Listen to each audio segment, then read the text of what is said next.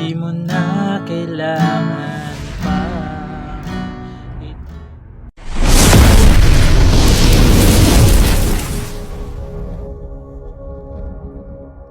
Hello mga ka-idol! So ngayon meron na naman akong ituturo sa inyong napakagandang kanta. Ang title pala nito ay yung Kung Alam Mo Lang by Roxy. So napakaganda ng kanta na to, meron lang siyang 2 pirasong bar chords hanggang matapos na yung kanta. Okay? 2 piraso lang. Alam kong kayang-kaya nyo yan. So dito muna tayo sa strumming. Yung strumming pattern na gagamitin natin is ganito lang. 2 down lang. Down, down. Hanggang matapos na yung kanta, no? Depende na lang sa inyo kung gusto nyong palitan yung 2 down na yan. Basta babagay lang doon kung gusto nyong palitan lang, ha? So, dito na tayo sa kanyang whole verse. So, yung whole verse niya rito is D. So, yung D, first string, second string, tsaka third string. Sunod is A. So, yung A, second string, third, tsaka fourth lang, A. Ayan. Tapos, ito yung sinasabi kong isang bar chord muna, B minor. So, yung B minor sa second fret nakabar 1, 2, okay? Sa third fret is second string, sa fourth fret ay fourth string, tsaka third string. Ayan, B minor. Sunod is F sharp minor 7. So, ito siya, F sharp minor 7. Nakabar pa rin sa second fret. Tapos, dito naman sa fourth fret ay fifth string lang. Okay? Ito, ganyan tsura niya yan. F sharp minor 7. Tapos, pupunta kayo ng G. So, yung G, first string, second string, fifth, tsaka 6. Okay, ayan, G. Pagkatapos nyan, babalik lang kayo ng D, G, tapos A ulit. Okay?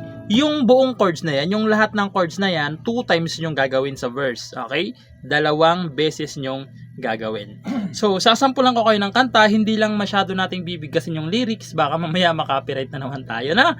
So, ganito naman siya, no? Para mas maintindihan nyo yung tugtog niya. So, ganito siya.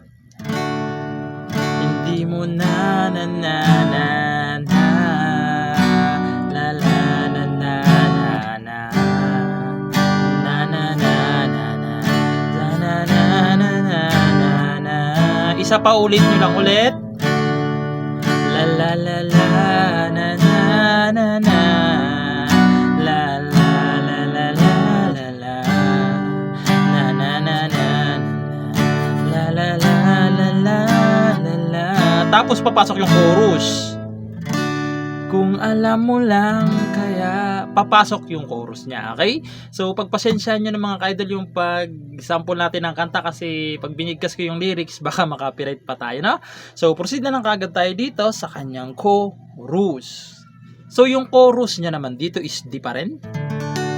E minor naman.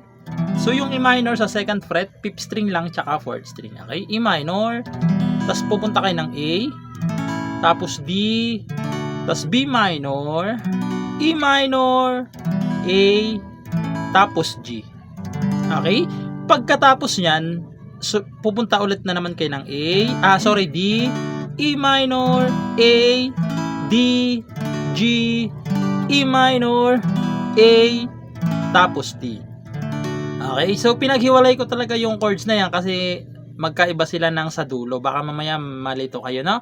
So, sasampulan ko kayo ng kanyang chorus para mas maintindihan nyo rin. So, tulad na sinabi ko, hindi ko lang natin babagkitin yung kanyang lyrics, no? Yung ibang lyrics. So, ganito siya sa chorus. Kung alam mo lang kaya na na na na na na na na naisin mo pa bang lumayo sa piling ko? Ayun sa baba. At kung alam mo lang sana, kailan may di mawawala ang pag-ibig ko sa'yo. La la la la la la la. Tapos, babalik na naman kayo doon sa kanyang mga verse. Okay?